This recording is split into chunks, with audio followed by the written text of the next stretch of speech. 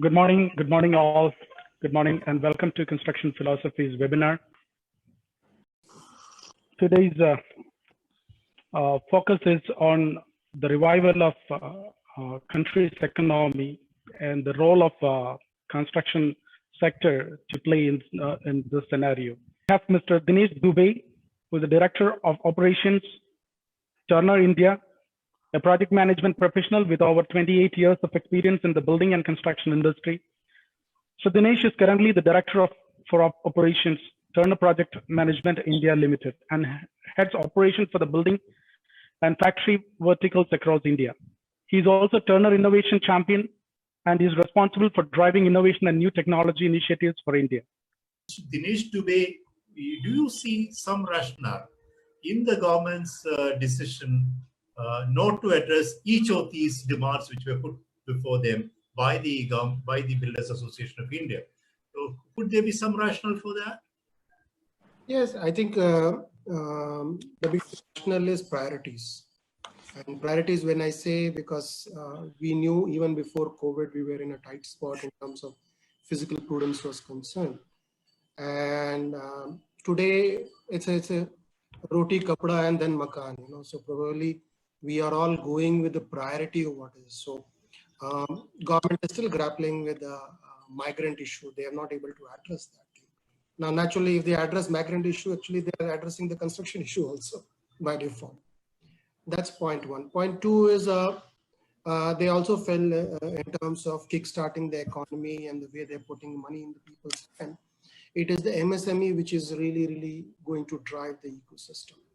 So because I think construction has a far more bigger challenges than the pure COVID related issues, and these challenges has been there, be it legal issues, be it statutory issues, be it funding issues. Honestly, the fundings were as it is skewed even before these things were concerned. This has just come together. So I'm sure, as Mr. Sahai mentioned, it will be there, but then that's not on the priority. It might happen in the second tranche, third tranche, or maybe something later on. So that's the reality of it. I don't think government see it. Surprisingly, internationally, if you see, is construction is still deemed as an essential activity. And most of our developments world over are still open. Constructions are going on. Of course, there's a different challenge because of the new COVID situation, because of SOP demands and all those things, social distancing. The productivities are extremely poor. So that's a separate thing altogether. But then that's the only take I have on this issue. Dubey, if you look at the industry as a whole, see, some of the things are not going to go away. Like, your dependence on mobilization advances from banks, your dependence on the various trust issues between the client and the builder, be it the government or a private client. So, but I think this whole experience of the last 2 to 3 months it has taught us so many lessons. And I think it is probably high time that we, first of all, we are probably looking at the human tragedy in terms of the migrant workers' plight.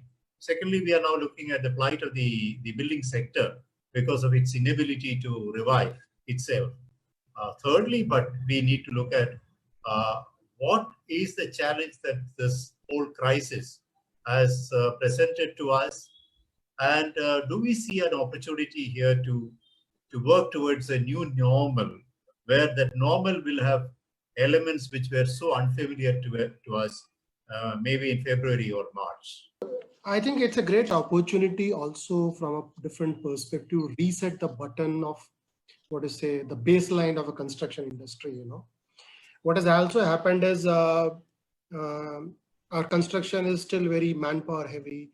Our construction strategies methodologies are very, one of the reason of distress is because we don't have a system of risk being shared between all stakeholders.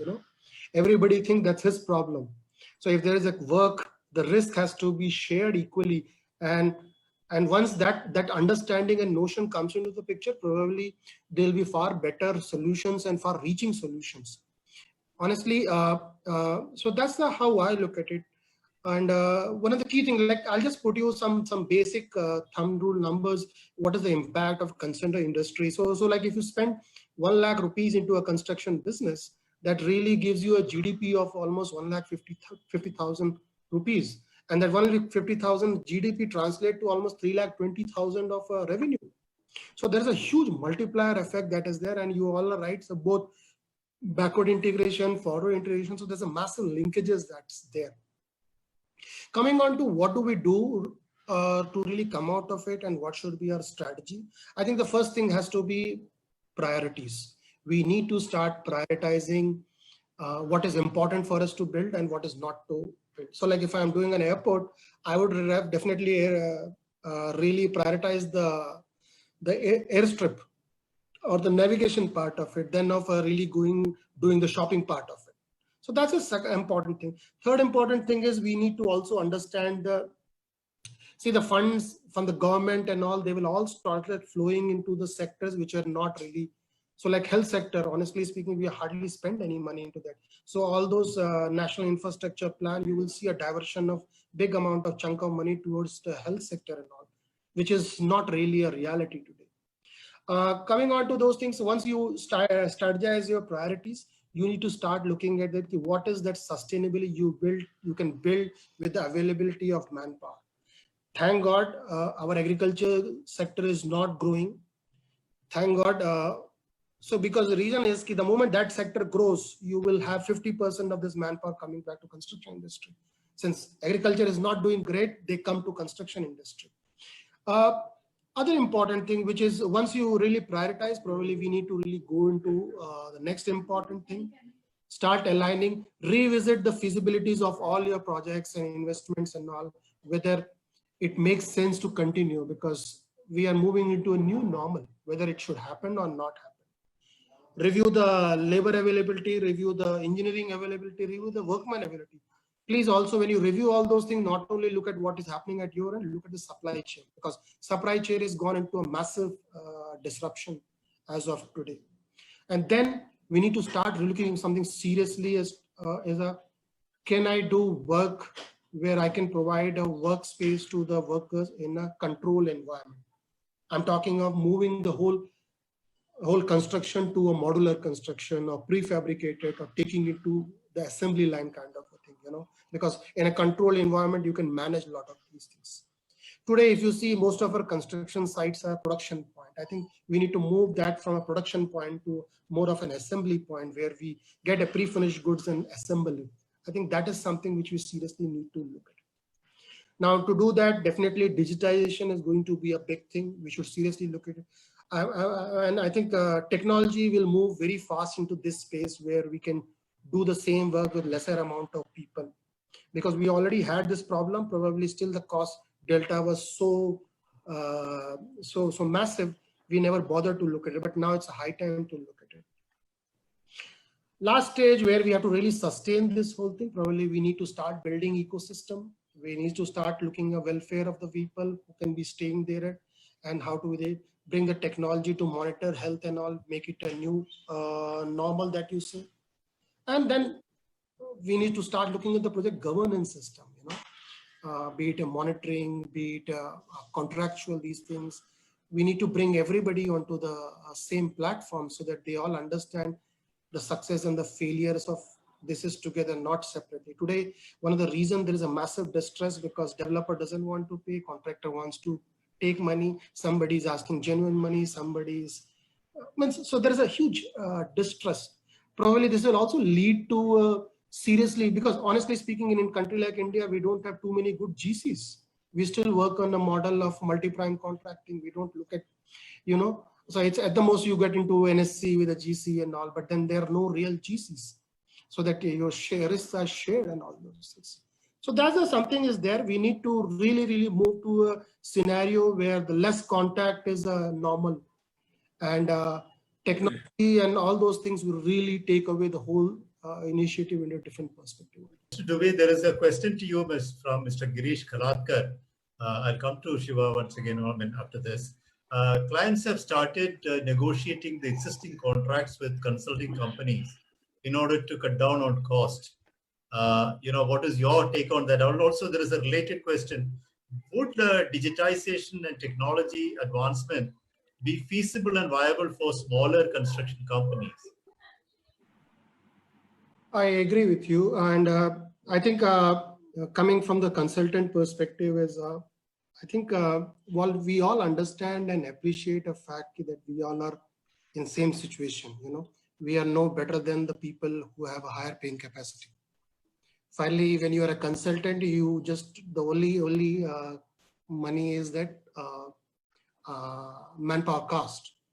So I think from that perspective, when I look at it as while some level is okay, but trying to see issues at the end of the day, I can't be subsidizing somebody else's business. So that's a reality of it. I will go to the level that it's manageable. While it is important for both of us, all the stakeholders to come together and tide over the situation, but then taking undue advantage is not really a correct thing to do. What will happen is, I know, see, these are the things, number one. Number two, and one of the things Jayant was mentioning is all those issues, most of this technology, see, issues, they all bring a value of time. Surprisingly, if you see all the so-called housing models in past pre-RERA used to be advances from customer. That was a business model, So the time was nobody's money. Today it is reverse. So I think that is most important thing that is there. Coming on to the next question of digitization, I strongly believe smaller companies will do better with the digitization than a bigger company. Oh. And I'll tell you why I'm saying all those things is very simple fact is because of this COVID phenomena, everybody will start looking at their fixed and the variable cost. Now, when you start looking at the fixed and the variable cost, you just don't want to carry any inventory that has no use in a certain time of a year. At the same time, multi-skill, when you have one guy who's able to do work for all the seasons will be more sought of. Now that thing can only happen once a technology walk into the space. Honestly speaking, at least 60 to 70% of the work that we do in construction is very mundane work, repetitive job. I think they can be easily moved to technology platform. Yes, understanding, interpretation of technology depend on the business maturity of the market is a secondary function. So that we'll have to see. We'll have to pick up technology, what suits us best for at that point of time. So that's my answer to the issue. Mr. Dubey, when we speak about digitization and use of new technology and all that, and simultaneously when we speak about the labor-intensive nature of this industry, there is one segment who had still not made it to the industry, but who were waiting to join the industry, who are actually getting a little worried of their opportunities going, out of the door. So these are the fresh engineering graduates, or fresh youngsters who are coming into the field in different roles. What would happen to them, or would they have to retrain themselves, or be ready for something much more than what they are trained for in engineering colleges? So here, basically, honestly speaking, it's a similar like IT. So they all are graduates. Our college curriculums are still not industry-ready curriculums. So that's the one point. So we do a lot of these things. So we spend a good amount of time in training. That's point one. Point two is world over. If you see construction as it's only in India that you see agriculture workmen coming and doing a construction. And it is an off-seasonal activity. It is just like a part-time job. Now, issue is this has to move from a part-time job to a full-time job. Number one. Number two, and courtesy, agriculture segment is not growing. That's why these guys are coming. The moment agriculture incomes improves, you will have a real tough time. And so that's a nutshell. Now, coming on to new engineer, I think I personally believe it's a great opportunity to be there because see, like simple example I'll give you, it's no more a civil engineer today. You need to be a building engineer or you need to be a port engineer, because if you see today buildings they're as complex as some of the things, When you do Mumbai's in a city like Mumbai and all, the kind of logistic that you have to plan is mind-boggling, and you need a skill of that nature. Now managing the whole control ecosystem. So I don't see it. I won't not look at it from a perspective that the opportunities for them are not there. They are far bigger than what they were. Only the sphere and the areas of the work is different. In the whole project management parlance, and as Shiva mentioned, Jayant also mentioned, we are really poor in pre-construction. Our ability to pre-plan and do things rightly is not great. I think that's a great opportunity. We all get the gung-ho about seeing that China hospital being built in 6 days. Nobody thought they would have planned 18 months for that. It would have been already there as a factory setup, and they just got an opportunity, they assembled. It's not that we can't do better. If I know correctly, in BKC, MMRDA grounds, they erected a hospital in 15 days. Of course, they took a pen. Now, issue is it's all there, it's planned. Why they could do? Because they've been doing this exhibition for almost a year long. So they have a ready-made infrastructure. They just reached it and did that. So what I'm trying to say is it's all there. It's only a question of prioritizing and focus. Yes, government has to have a support. He has to play a stellar role. And there's a very interesting example, Singapore, if you see the 60s photograph, is similar to Calcutta or Mumbai cities, if you go to their photographs. In fact, I still remember in 2000, that erstwhile president, he came and addressed CIA, and he wanted to emulate Delhi and Calcutta in Singapore. Now, what I'm trying to say is it's not very far. So what they did is they realized housing is a big problem. They built a whole housing ecosystem. That's how Singapore Housing Board came in, and they made it mandatory to have precast, which is 70% of the overall component. Now, what does precast does? Of course, they had a political reason of not getting the international labor to their country, but then that jettisoned into a level of technology that today Singapore is. Now, issue is that is where government has to come. And I think all this metro work that is happening, they started. So it's all BIM mandatory. It's all linked to SAP. KPMGs of the world are really helping them and all. What I'm trying to say is it's still possible even with us. It's only that the proactive nature and the overall holistically we need to look at it.